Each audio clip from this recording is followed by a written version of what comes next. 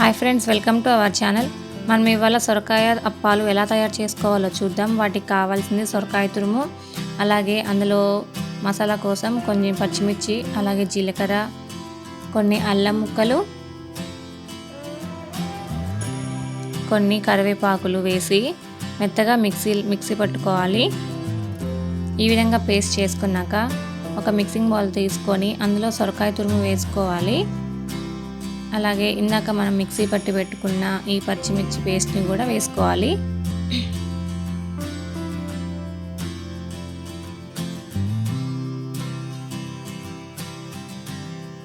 అలాగే కొంచెం కొత్తిమీర కూడా వేసుకోవాలి.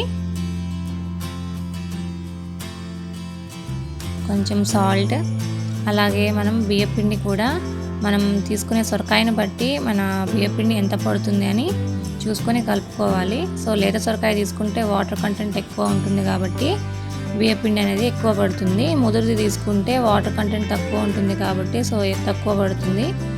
దాన్ని బట్టి మనం కలుపుకోవాలి.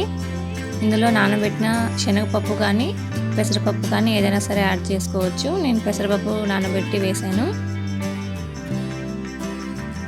మొత్తం మిక్స్ అయ్యేలాగా మళ్ళీ ఒకసారి కలుపుకోవాలి.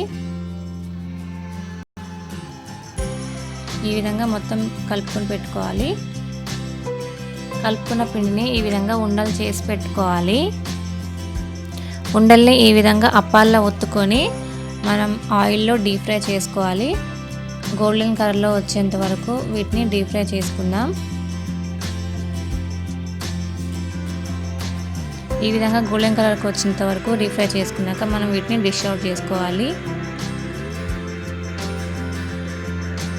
వేడివేడిగా సొరకాయ అప్పాలు రెడీ అయిపోయాయి. సో మీరు కూడా ఈ రెసిపీ ట్రై చేసి ఎలా వచ్చిందో నా కామెంట్ సెక్షన్లో కామెంట్ చేయండి. అలాగే నా వీడియో నచ్చినట్లయితే లైక్ చేయండి, షేర్ చేయండి, నా ఛానల్ని సబ్స్క్రైబ్ చేయండి. Thank you friends.